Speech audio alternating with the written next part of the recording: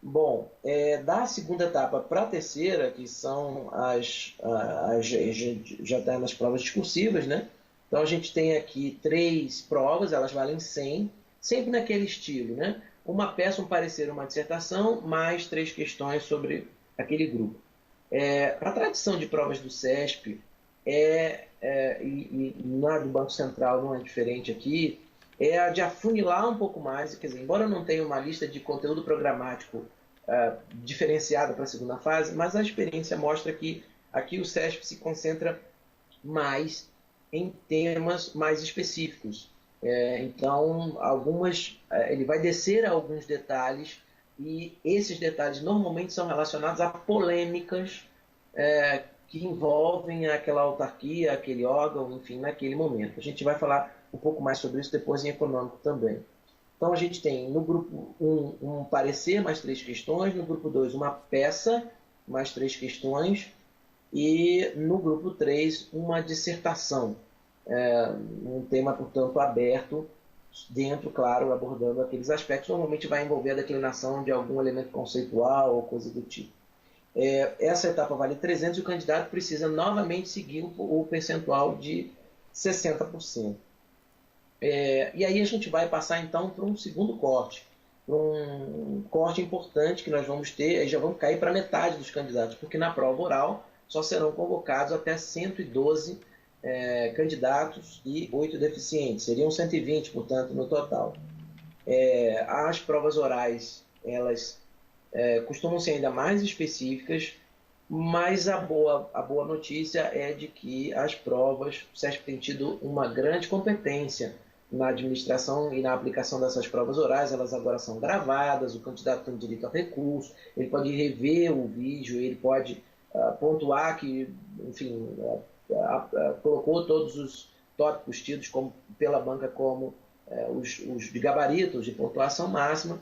E o Banco Central ele é um fiscal rigoroso dessa aplicação das provas.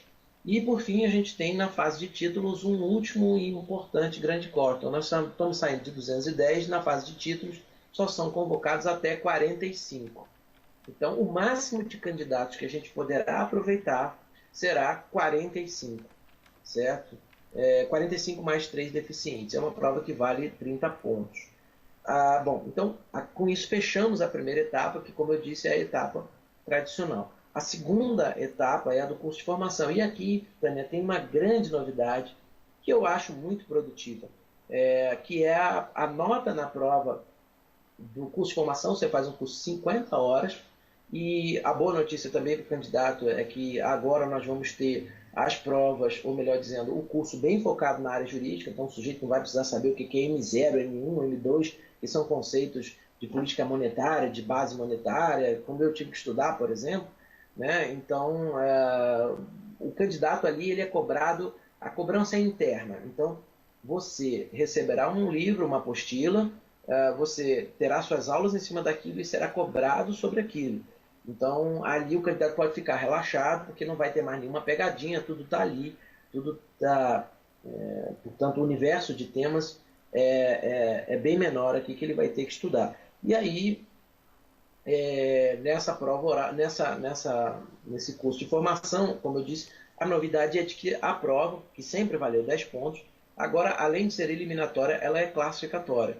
Claro que não vai mudar muito, porque nós já chegamos aqui com um candidato com para lá de, sei lá, 400, 500 pontos, ele deve estar chegando aqui nessa última fase. Mas, num concurso concorrido como esse, isso pode fazer uma diferença. O que acontecia, na verdade, é que as pessoas jogavam como a gente diz na linguagem futebolística, fazia o concurso de copeiro. Né? No futebol a gente diz que é o time copeiro, é aquele que vai lá, faz um gol e corre para se defender. Né? Se contenta em não levar mais gol. O que acontecia então nessa etapa era que as pessoas basicamente se contentavam com 50% da prova. E aí, com isso agora a pessoa pode mudar, inclusive, a colocação ao longo dessa etapa. Então é importante aqui o candidato ficar ligado do início ao fim do certame. Eu brinco sempre, Tânia, dizendo que quem manda na República não é o presidente, quem manda na República é o Diário Oficial. Então só vale só vale aquilo que está no Diário Oficial. Enquanto seu nome não aparecer no Diário Oficial, não adianta, eu tenho direito subjetivo, eu vou ao STJ, eu vou para cá, vou para lá, não adianta. Professor, então, só uma consideração aqui para ver se eu também entendi, que é uma curiosidade. Professor, vocês já viram que ele fala rápido, hein? O próximo dia que ele vier aqui ao vivo para falar sobre matéria de direito econômico, vocês nem pisquem, porque você já viu que ele fala, ó, no chinelo. Mas não tem problema, que aqui todo mundo que vem, o pessoal fica que nem pisca. O pessoal nem está piscando hoje aqui na explanação aqui do professor. Então, eu fiz a prova objetiva, discursiva, oral, passei. Eu ainda vou ser avaliado no curso de formação. Não é como alguns concursos que você passou na prova oral, aí você tá aí. Não é. Essa prova vai contar ponta e, em tese, ele pode ser reprovado. Pode. Na verdade, então só recapitulando, ele faz a prova oral, ele é convocado para a prova de títulos. Então, veja, da prova oral eu tenho 112. Ao final da prova oral para a prova de títulos, já cai mais quase 70, 67 aqui. Então eu vou para 45. Esses 45, então, serão convocados para fazer lá o curso de formação. E aí, muita coisa pode acontecer. Eu não me lembro, no último nem no penúltimo concurso, de ninguém reprovado. Mas as turmas, vamos dizer assim, os veteranos, vamos dizer assim, né? A gente sempre chegava, na minha época, sempre chegava um veterano e dizia, olha, ninguém nunca foi reprovado. Cuidado com o efeito estatístico, não vai ser você o ponto fora da curva, né? Então, é um nível... E olha, eu digo para você também que é uma das piores... não vou também tocar o terror aqui, mas é uma das provas que o sujeito faz com mais pressão. Porque ele já nadou, ele está ali vendo a praia a 2 metros. Né? E aí, se ele bobear, o tubarão vem e pega ele. Então, tem que tomar cuidado, porque se não cumprir 50%, está fora. Né? E dependendo da pontuação que você chega, se você for pior do que um outro colega, você tirou 5, o colega tirou 10, ele pode tomar a sua vaga ali também, considerando que a gente está com 45 candidatos e apenas 15 vagas. E esse curso de formação, ele tem duração mais ou menos de quanto tempo? São 50 horas. Tradicionalmente, o que se faz é colocar durante os dias de semana, costumam ser aí mais ou menos uma semana ou 2 semanas. Eu não sei como é que eles vão fazer agora, mas tradicionalmente a gente tinha 2 semanas inteiras de aula, não pegava o sábado, né? E aí o candidato tinha ali... enfim, estudava full time. Ele é como um regime de internato. Quem já estudou em colégio de freira ou colégio militar, ele funciona mais ou menos daquele jeito. E é o seguinte, 85% de frequência. Então, se for num dia que se encantar pela noite de Brasília, porque o curso é só em Brasília, e chegar atrasado no dia seguinte e perder um turno, está arriscado a ser reprovado por falta também. O negócio é punk, viu, moçada? Você tá punk, mas deixa eu só colocar uma coisa para não assustar, Tânia. Tudo com um mínimo de disciplina, com um mínimo de tranquilidade, com um mínimo de equilíbrio se consegue. Então, é um concurso que exige muita responsabilidade, mas não é nada de outro mundo. Você está vendo que eu não tenho a menor cara de ET para ter passado por isso.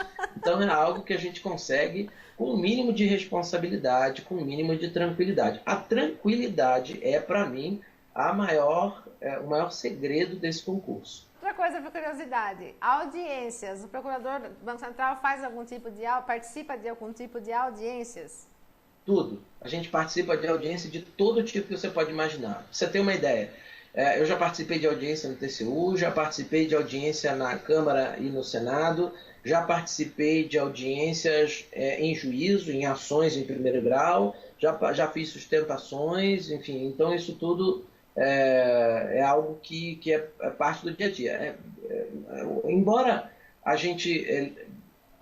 o candidato ele normalmente associa o Banco Central mais a uma atividade de consultoria, tem uma atividade muito bonita, muito enriquecedora de contencioso, né? O Banco Central se envolve em batalhas praticamente épicas e graças a nós e a alguns dos futuros candidatos que vão ser aprovados, a gente tem uma margem de êxito que é uma das maiores da administração pública federal. Eu não estou falando isso por corporativismo, não. Estou falando porque realmente é um mistério assim, muito importante. Nós somos os guardiões da moeda, né? E nós somos os advogados dos guardiões da moeda. Então, E moeda é o ataque especulativo, é o ataque jurídico, e toda hora tem alguém com uma ação aventureira. Então, você faz, o procurador, quando ele entra, ele pode trabalhar desde a audiência de juizado especial federal até uma audiência com o ministro supremo para despachar um assunto, fazer uma sustentação oral, se for o caso. Então, não há limite para isso. Eu fiz essa pergunta justamente por isso, porque a gente tem uma ideia que realmente atua mais aquela visão consultiva, né? Pelo menos o pessoal que fica de fora tem essa ideia que a atuação seria, vamos dizer, 90% aí consultiva, quando na verdade não é dessa forma. É engraçado, porque eu, antes de ser procurador do Banco Central, eu entrei em dia 7/7/6, então eu fiz esse ano 7 anos de Banco Central, mas antes eu fui 4 anos advogado da Caixa. E na Caixa eu só trabalhei com contencioso. E depois que fui para o Banco Central, praticamente só trabalhei com consultivo. Então, só por 6 meses que minha primeira lotação foi em Belém, aí eu trabalhei com consultivo contencioso lá.